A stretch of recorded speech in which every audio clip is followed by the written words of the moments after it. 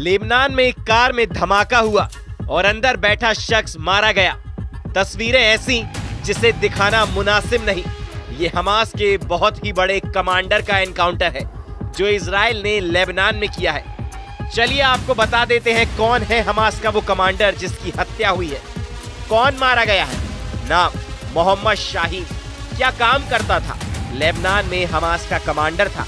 Attack कहां हुआ? Lebanon का सैदा शहर। अटैक किसने किया? इजराइल की खुफिया एजेंसी शिन बेत। अटैक कैसे हुआ? ड्रोन से कार पर अटैक और हमास कमांडर खत्म। लेबनान में यह हमला इजराइल के बहुत ही आक्रामक युद्ध का सिग्नल है। इसकी सबसे बड़ी वजह समझ लीजिए, क्योंकि इजराइल ने एक बार से अपने दो बड़े दुश्मन हमास और हिजबुल्लाह पर एक साथ हमला किया है। हमला हुआ लेबनान में, लेकिन टारगेट पर रहा हमास कमांडर यानी जमीन हिजबुल्लाह की, और मारा गया याहया सिनवार का लेफ्टिनेंट जो लेबनान में हमास को कंट्रोल कर रहा था। यानी वार 1 और टारगेट 2। कह सकते हैं कि बेनियामिन ने एक हमले से हमास और हिजबुल्लाह दोनों को बहुत बड़ा मैसेज दिया है। मैसेज ये कि सीज फायर कैसा भी हो, जमीन कोई भी हो, इजराइल के दुश्मन सुरक्षित नहीं रहेंगे।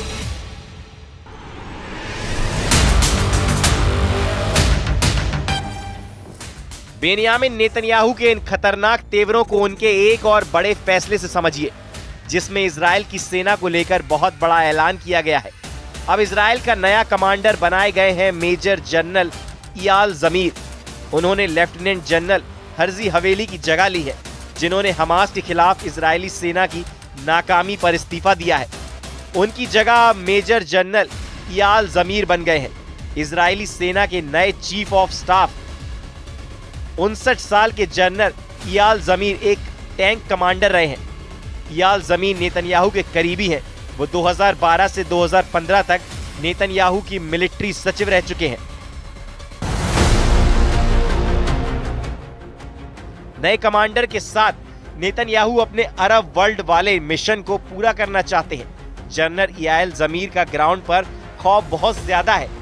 जनरल जमीर इजराइल के बहुत ही खतरनाक कमांडर माने जाते हैं और उनके सामने इस वक्त हमास को रोकने के साथ साथ हिजबुल्लाह को भी जड़ से खत्म करना बड़ा चैलेंज है। लेकिन यह आसान नहीं होगा। दक्षिण लेबनान के फ्रंट पर क्या हो रहा है उसका ट्रेलर देख लीजिए। इस वक्त इजराइल हिजबुल्लाह के गढ़ दक्षिण लेबनान में बहुत ज्यादा एक्टिव है।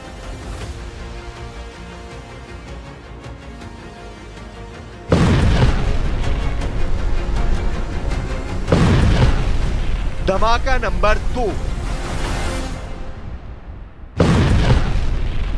धमाका नंबर 3, धमाका नंबर 4, धमाका नंबर 5 और धमाका नंबर 6।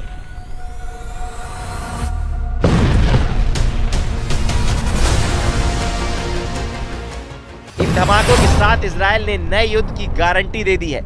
इन धमाकों के साथ इजराइल ने बता दिया है कि नईम कासिम का भी वही हाल होगा जो हसन नसरल्लाह का हुआ। दक्षिण लेबनान में इजराइल का ऑपरेशन सफाया जारी है। ऑपरेशन सफाया यानी अब हिजबुल्लाह और इजराइल का सीज फायर, डबल फायर उगल रहा है। जनरल जमीर को कमान देने के बहुत बड़े मायने हैं। वो एक टैंक कमांडर रहे हैं। जनरल जमीर को 2018 और 2022 में भी इजरायली सेना का चीफ ऑफ स्टाफ बनाने के बारे में सोचा गया था। हमास से युद्ध शुरू होने के बाद जनरल जमीर को रक्षा मंत्रालय में महानिदेशक का ओहदा दिया गया। अब उनको वॉर जोन में उतारा गया है। इस वक्त लेबनान और गाजा दोनों वॉर जोन को लेकर इजराइल बहुत ज्यादा पसोपेश में है। हमास के खिलाफ उसका युद्ध किसी भी वक्त शुरू हो सकता है और यही हाल हिजबुल्लाह वाले लेबनान के फ्रंट पर है। अमेरिका डिप्लोमेसी के जरिए हिजबुल्लाह से निपटना चाहता है।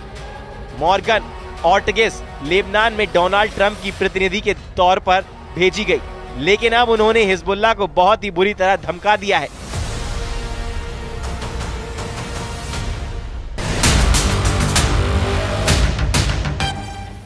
लेबनान में यूएस प्रतिनिधि मॉर्गन ऑर्टेगस ने कहा, मैं हिजबुल्लाह से बिल्कुल नहीं डरती। मैं इसलिए नहीं डरती क्योंकि उसे हराया जा चुका है। अमेरिका ने हिजबुल्लाह के खिलाफ लाल रेखा खींच दी है और अब वो लेबनान के लोगों को नहीं डरा पाएंगे। लेबनान में हिजबुल्लाह और हमास दोनों के खिलाफ इजराइल की जो आग फैल रही है, उसमें डोनाल्ड ट्रंप और बेनियामिन नेतन्याहू की सीक्रेट मीटिंग का बहुत बड़ा हाथ है। इसी मीटिंग के बाद ट्रंप ने मॉर्गन ऑर्टिगस को लेबनान भेजा और अब मॉर्गन को हिजबुल्लाह किलर कहा जाने लगा है। सबसे बड़ी बात यह है कि अब हिजबुल्लाह की लीडरशिप तहस नहस हो चुकी है। हसन नसरल्लाह के मारे जाने के बाद नई कासिम नया कमांडर है, लेकिन मॉर्गन ऑर्टिगस ने नईम कासिम के लिए लाल रेखा खींच दी है और यही रेड लाइन बनाने वाली मॉर्गन अब हिजबुल्लाह के खिलाफ किलिंग मशीन बनने के लिए तैयार है। ईरान पर अब राष्ट्रपति ट्रंप का दबाव है ताकि पश्चिम एशिया में अपने समर्थक गुटों को फंड ना दे पाएं।